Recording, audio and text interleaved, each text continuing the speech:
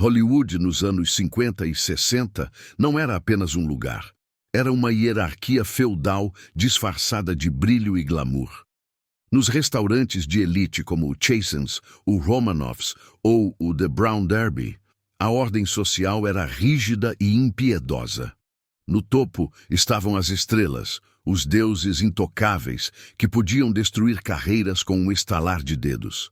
Na base estavam os garçons, os invisíveis, homens que viviam no terror constante de cometer um erro fatal diante da realeza do cinema. Derramar uma gota de água na mesa errada poderia significar a demissão sumária, mas derramar algo em uma estrela, isso era uma sentença de morte social. O silêncio que se seguia a um acidente desses era geralmente o prelúdio de uma tempestade de gritos, insultos e humilhação pública. Frank Sinatra, por exemplo, era conhecido por virar mesas e atirar pratos se o serviço não fosse do seu agrado. A tensão nesses lugares era palpável. O ar cheirava a perfume caro e medo. Mas havia uma exceção a essa regra de crueldade. Havia um homem que frequentava esses templos da gastronomia não para ser adorado, mas simplesmente porque gostava do pãozinho com manteiga. Dean Martin. E numa noite fatídica, um jovem garçom, tremendo sob o peso da lenda à sua frente, cometeu o pecado capital. Ele derrubou uma taça cheia de vinho tinto sobre o smoking impecável do King of Cool. O que aconteceu nos 30 segundos seguintes desafiou todas as leis da gravidade social de Hollywood e ensinou a um restaurante lotado de milionários arrogantes uma lição sobre classe que dinheiro nenhum poderia comprar. O cenário era o de sempre. Luzes baixas, fumaça de cigarro subindo em espirais azuis, o tilintar de cristais e talheres de prata competindo com o murmúrio das conversas de negócios. Dean Martin estava sentado em sua mesa habitual, parecendo, como sempre, a pessoa mais relaxada do hemisfério ocidental. Ele usava um smoking feito sob medida, o tecido preto absorvendo a luz, a camisa branca engomada brilhando como um farol. Para Dean, o smoking não era uma fantasia, era seu pijama de trabalho. Ele estava contando uma história para alguém na mesa, talvez um produtor, talvez apenas um amigo de golfe, e a mesa ria. O garçom era novo. Ele era apenas um garoto, provavelmente trabalhando ali para pagar a faculdade ou sonhando em ser ator, como todos em Los Angeles. Suas mãos suavam dentro das luvas brancas. Ele sabia quem estava servindo. Servir Dean Martin era como servir a realeza, mas sem o protocolo rígido. O problema é que o nervosismo prega peças. O garoto se aproximou com a garrafa de um vinho tinto encorpado, talvez um Chianti caro. Ele se inclinou para servir a taça de Dean. Foi uma fração de segundo. Talvez alguém tenha esbarrado nele. Talvez sua mão tenha tremido. Talvez o universo apenas quisesse testar o caráter de Dean Martin naquela noite. A garrafa escorregou levemente.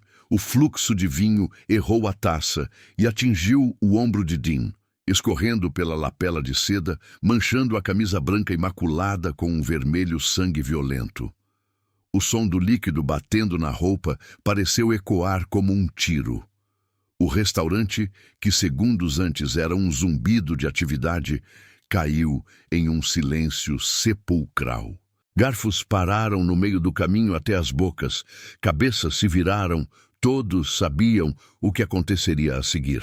Eles tinham visto acontecer com outros astros. Eles esperavam o grito, esperavam ver Dean pular da cadeira, o rosto retorcido de raiva. Esperavam ver o maître correr para arrastar o garoto para fora e jogá-lo na sarjeta. O garoto congelou. O sangue drenou de seu rosto, deixando-o tão branco quanto a camisa que ele acabara de arruinar. Ele segurava a garrafa como se fosse uma arma do crime. Seus olhos estavam arregalados de terror absoluto. Ele começou a gaguejar, mas nenhum som saía. Ele via sua vida passar diante dos olhos. O emprego perdido, a reputação destruída, a humilhação pública. O gerente do restaurante, um homem baixo e severo, que tratava o serviço como uma operação militar, já estava correndo em direção à mesa. Ele tinha a expressão de um carrasco. Ele ia destruir o garoto antes mesmo que Dean pudesse pedir a conta. Dean Martin não se moveu. Ele não se levantou. Ele nem mesmo parou de sorrir. Ele olhou para o ombro, onde a mancha vermelha se espalhava rapidamente, arruinando um terno que custava mais do que o garoto ganharia em 1 ano.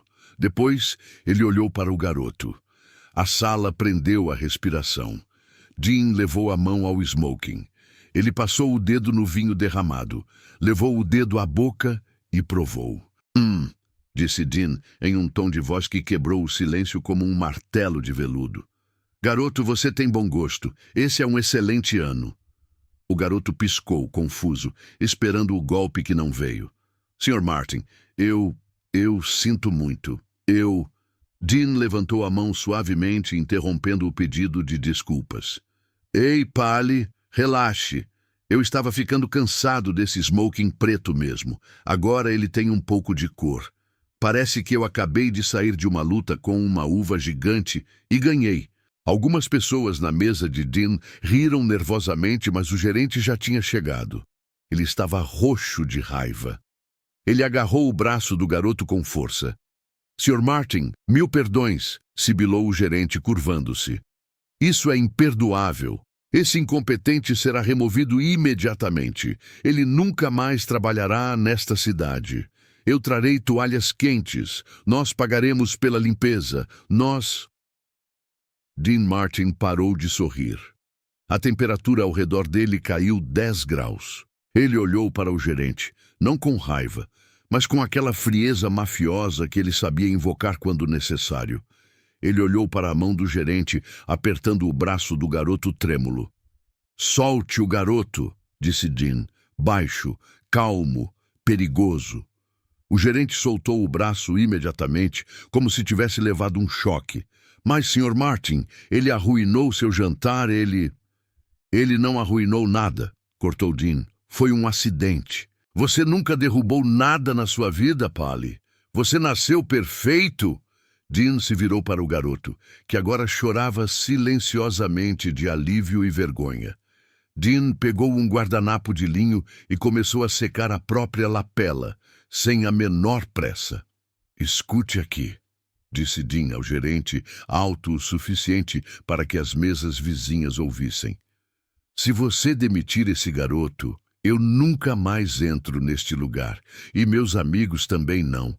E acredite em mim, nós bebemos o suficiente para pagar o aluguel deste prédio. O gerente engoliu em seco. Perder Dean Martin e o Rat Pack seria a falência. Sim, senhor. Claro, senhor. Foi apenas um mal-entendido. Dean voltou-se para o jovem garçom. Ele tirou um maço de notas do bolso, o famoso rolo de dinheiro que ele sempre carregava, preso com um clipe de ouro. Ele puxou uma nota de $100. Naquela época, $100 era uma fortuna. Ele colocou a nota no bolso do colete do garoto. Isso é para a lavanderia, disse Dean piscando. E a próxima rodada é por minha conta. Agora vá lá, lave o rosto e traga outra garrafa. Mas traga uma toalha extra para mim, caso eu decida tomar banho com ela. O garoto saiu, atordoado, segurando as lágrimas, mas com um emprego salvo e uma história que contaria aos netos. Dean Martin voltou a comer seu pão. Ele não foi ao banheiro se limpar. Ele não trocou de roupa. Ele passou o resto da noite usando aquele smoking manchado de vinho como se fosse uma medalha de honra. O restaurante inteiro ficou em silêncio por mais um momento, processando o que tinha acabado de acontecer. Eles viram a diferença abismal entre ser rico e ter classe. Qualquer homem rico naquela sala teria gritado. Qualquer homem poderoso teria exigido compensação. Mas Dean Martin não era apenas rico ou poderoso. Ele era um homem que tinha vindo do nada. Ele tinha trabalhado em siderúrgicas, tinha sido croupier de jogos ilegais, tinha carregado caixas. Ele sabia o que era suar por $1. Ele sabia o que era o medo de perder o emprego. Naquele momento, Dean Martin expôs a fragilidade do ego de Hollywood. A maioria das pessoas ali usava suas roupas e seu status como uma armadura para esconder suas inseguranças. Se você manchasse a roupa delas, você manchava a alma delas. Mas a alma de Dean Martin não estava em seu smoking. Sua dignidade não dependia de uma camisa branca. Ele era Dean Martin, com ou sem mancha de vinho. A história se espalhou pelos bastidores de Los Angeles na manhã seguinte. Garçons, camareiras, manobristas, a classe invisível de Hollywood, começaram a tratar Dean com uma reverência quase religiosa. Não porque ele fosse uma estrela de cinema, mas porque ele era um deles que tinha chegado ao topo. E há uma camada mais profunda nessa reação. Dean Martin desprezava a pretensão. Ele odiava a solenidade falsa dos restaurantes caros. Ao transformar um acidente desastroso em uma piada, ele estava, de certa forma, zombando da rigidez daquele ambiente. Ele estava dizendo, é só vinho, é só um terno, é só um jantar. Parem de levar a vida tão a sério. Dizem que Frank Sinatra, ao ouvir a história, balançou a cabeça e disse, só o Dino. Frank, que provavelmente teria mandado fechar o restaurante, reconhecia em Dean uma virtude que ele mesmo não possuía, a paz interior absoluta. O garçom daquela noite continuou trabalhando lá por anos. Ele nunca mais derrubou uma gota. E sempre que servia à mesa de Dean, ele o fazia com um orgulho que nenhum outro cliente conseguia evocar. Naquela noite, a mancha no smoking de Dean secou e ficou escura, feia sob as luzes brilhantes. Mas para todos que testemunharam a cena, aquela mancha brilhava mais do que qualquer diamante na sala. Ela era a prova física de que o King of Cool não era um título inventado por publicitários. Era a descrição exata de um homem que podia ser atingido pelo caos, pela sujeira e pelo erro humano, e ainda assim emergir do outro lado sorrindo, fazendo com que o mundo ao seu redor parecesse pequeno, mesquinho e desesperadamente necessitado de um pouco mais de gentileza. Dean Martin calou o restaurante não com medo, mas com a força avassaladora de sua humanidade. E essa foi, talvez, sua maior performance.